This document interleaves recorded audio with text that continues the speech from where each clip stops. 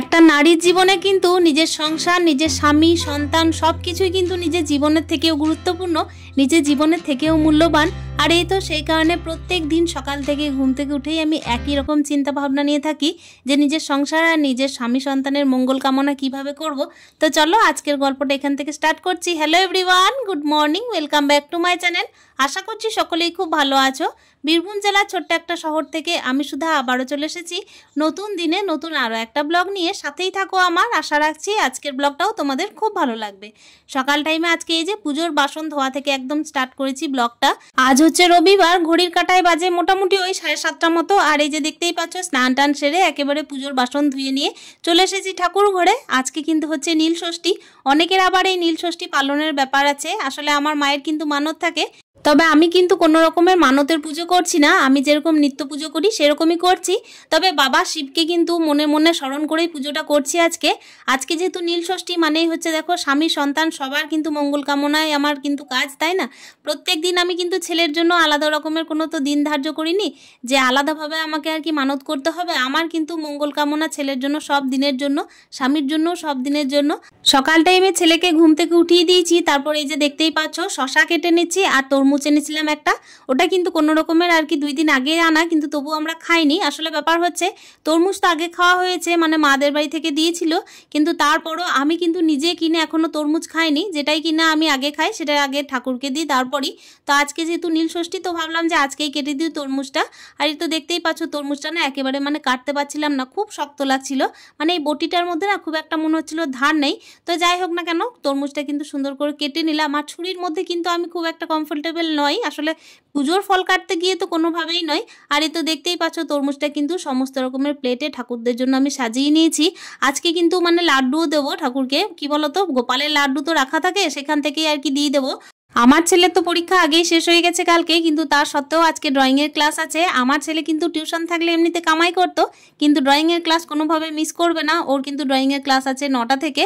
আর এই টাইমে যে টাইমে কিনা আমি ফল কাটছি সেই টাইমে কিন্তু গানের দিদিমণি এসেছেন ওকে গান শেখাতে। তারপর কিন্তু ড্রয়িংয়ের ক্লাসে যেতে হবে। আজকেও যে ছুটি আছে তা নয় বন্ধুরা, আজকেও কিন্তু আমার ওই যে প্রত্যেক দিনের মতো একই রকমের চিন্তা, একই রকমের কাজ।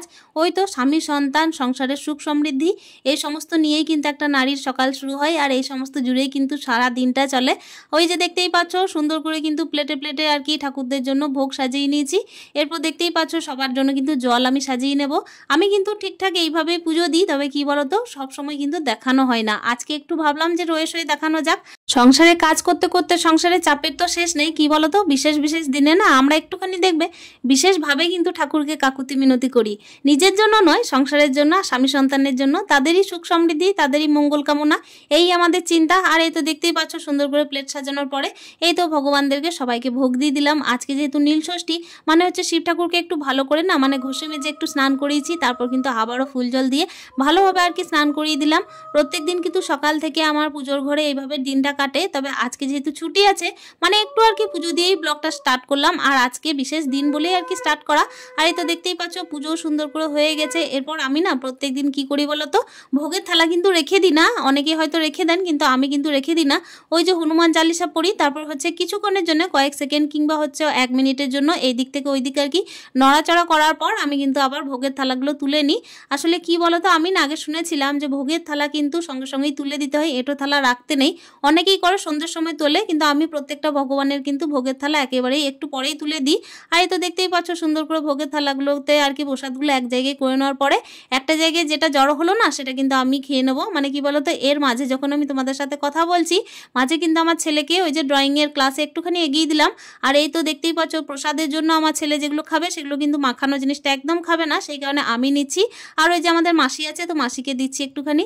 আর এই তো দেখতেই পাচ্ছ এই যে সাইডে যে নাড়ুটা রেখেছি মানে হচ্ছে আর কি ছেলের জন্য বোনের নাড়ু, তো ওটা কিন্তু ছেলে খাবে। তাছাড়া কিন্তু বাকি এই যে ফল কাটাগুলো ওগুলো কিন্তু এসে খাবে না। আমাকে কিন্তু আবার ওকে তরমুজ নতুনভাবে কেটে দিতে হবে। আরও একটা কথা তোমাদেরকে তো বলাই হয়নি, ছেলেকে কিন্তু আমি ভাত খাইয়ে ড্রয়িংয়ের ক্লাসে পাঠিয়েছি। আসলে কি বলতো, ছুটি আজকে আছে, তবে ছুটি কিন্তু আমার নেই, মানে সংসারে কারো নেই। প্রত্যেক দিনের তাড়াহুড়ো যেমন থাকে না, রবিবারে মনে হচ্ছে যেন চাপটা একটু বেশি, মানে ওই বাইরে বাইরে ছোটাছুটি চাপটা একটু বেশিই মনে হচ্ছে। তো যাই হোক না কেন আমি ছেলেকে কি করলাম, চটজলদি না প্রেশার কুকারের মধ্যে পুজো দিয়ে ভাতটা বসিয়ে দিয়েছিলাম। দিয়েছিলাম।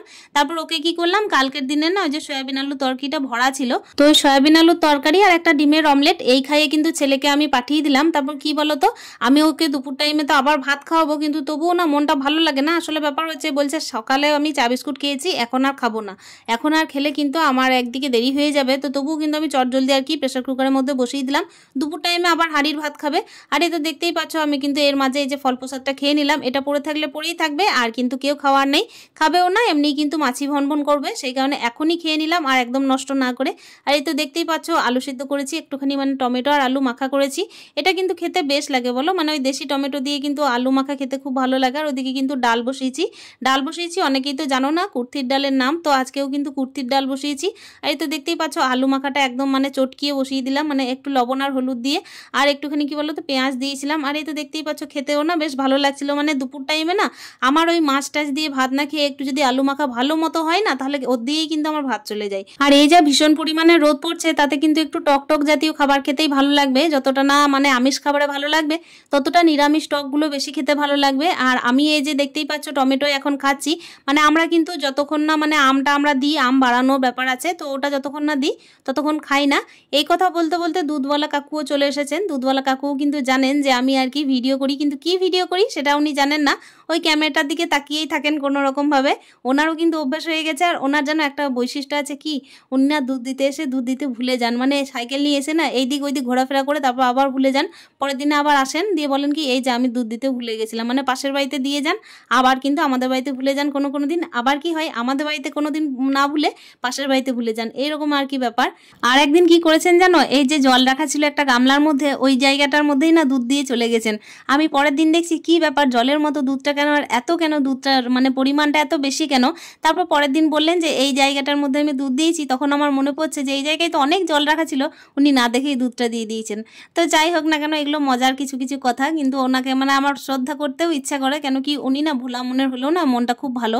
আর এই তো দেখতেই পাচ্ছ আমি কিন্তু কথা বলতে বলতে নিজের কাজও সেরে নিচ্ছি। এদিকে না কুমড়োর ফুল বিক্রি করতে এসেছিলেন এক দিদিমা। কুমড়ো ফুলের গুণাগুণ তো এমনিতে বলতে হবে না, ছেলেরা কিন্তু দেখবে, মানে বাচ্চাদের কথা বলছি, এরা কিন্তু চটজলদি মানে কোনো কিছুই খেতে যায় না।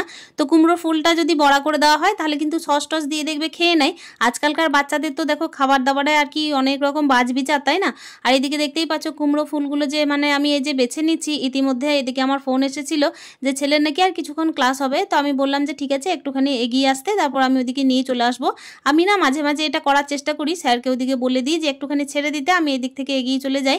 তবে কি বলতো, পুরো রাস্তা না ছাড়তে ইচ্ছে করে না, যতই হোক মা তো, সন্তানের মঙ্গল কামনা, তারপর হচ্ছে সন্তানের প্রতি কিন্তু ভয়ভীতি থেকেই থাকে। আর যেখানে আমি ছেলেকে নিয়ে একা বাস করছি সেখানে তো ভয়ভীতি থাকেই।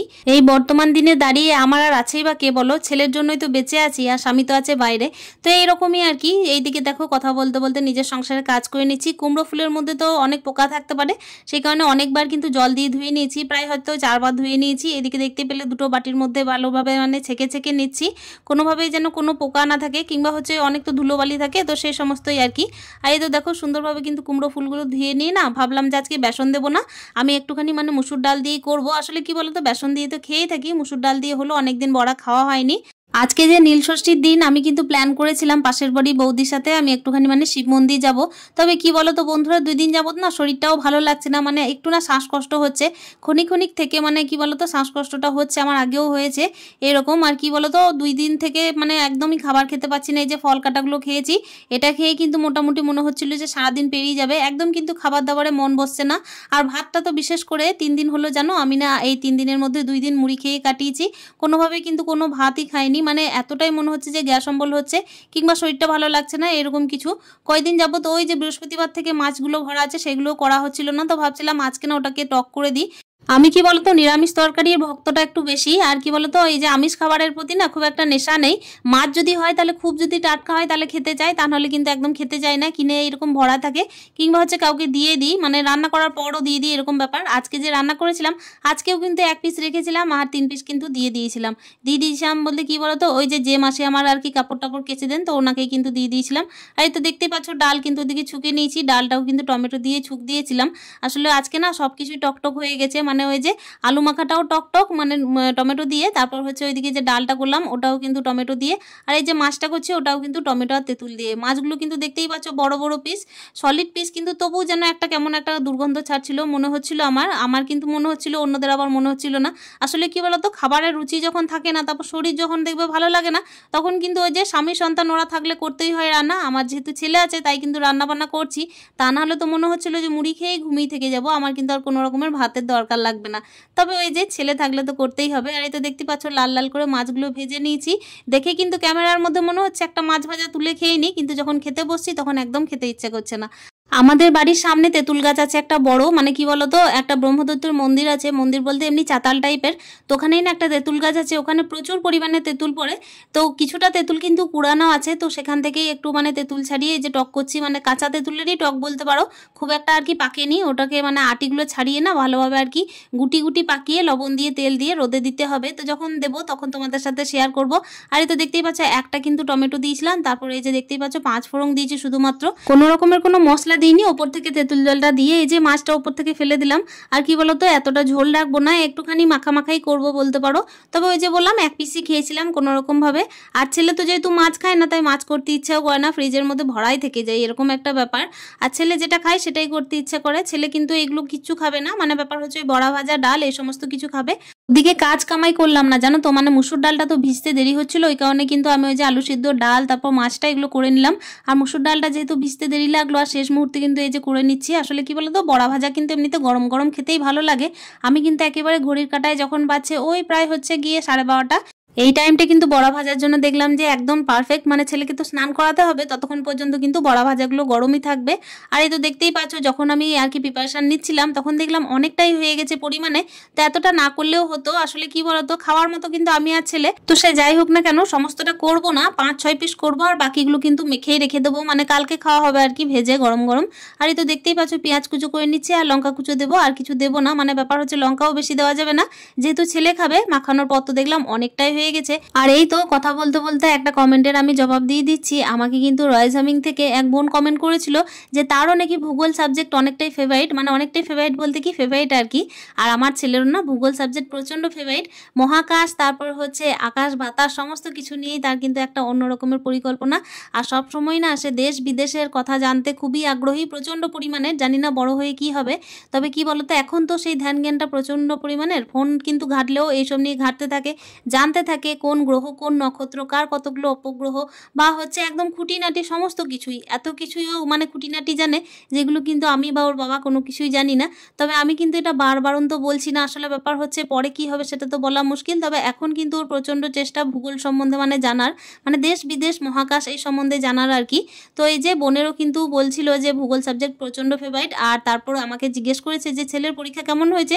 আসলে বোন ছেলের তো সমস্ত পরীক্ষাই ভালো হয়েছে, তবে মনে হচ্ছে অঙ্ক পরীক্ষাটা খারাপ হয়ে গেছে। আসলে কি বলতো, আরও মনে হয় আমাকে আরও ওর জন্য ভাবতে হবে। তবে কি বলতো, সংসারের চাপে না মনে হয় যতটাই টাইম দিই না কেন ছেলেকে ততটাই কম মনে হয়। সকাল থেকে তো ছেলে স্কুলে থাকে, ছেলে স্কুলে থাকার টাইমেই কিন্তু আমি নিজের ফোনের ভিডিও করা তারপর এডিট করা সমস্ত কিছুই কিন্তু করে রাখি, তা সত্ত্বেও মনে হয় যেন আমার ছেলের জন্য টাইমটা কম পড়ে যাচ্ছে। আসলে কি বলতো, সংসারে কাজের চাপে না আমি যদি মা হয়ে ব্যর্থ হয়ে যাই না, এটা সব থেকে বড় ব্যর্থতা হবে। সংসারে কিন্তু ছেলে স্বামী এদের মঙ্গল কামনা, নিজের সংসারটাকে ঠিকঠাক রাখতে পারাটা একজন গৃহিণীর কাছে কিন্তু সব থেকে বড় পাওয়া, এর থেকে বড় পাওয়া কিছু নেই। জীবনে আমি কোনো কিছুতে হার মানিনি, তবে হ্যাঁ হার যদি আমি অন্য কোনো কিছুতে মেনেও নিই, ছেলের ব্যাপারে যদি হেরে যাই না, তাহলে দেখো মা হিসেবে কিন্তু আমার জীবনটা একদম ব্যর্থ হয়ে যাবে। আর সব থেকে বড় ব্যাপার হচ্ছে আমার কিন্তু যুদ্ধই তাকে নিয়ে তখন সে যদি একটা খারাপ পথে যায় না, আমার কিন্তু এটা সব থেকে বেশি আঘাতের।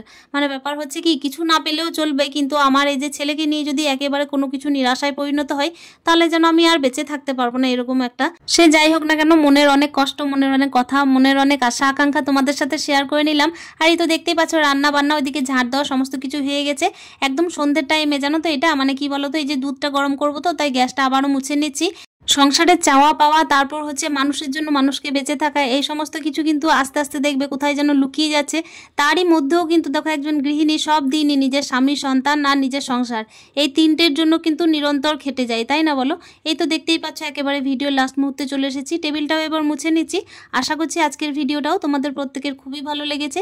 যদি ভালো লেগে থাকে তাহলে অতি অবশ্যই একটা মূল্যবান কমেন্টের মাধ্যমে জানানোর চেষ্টা করো। আর দেখা করছি অন্যদিনের অন্য ভিডিওতে। স্টে হ্যাপি, হ্যাপি মন, টাটা, ভালো থেকো, সুস্থ থেকো।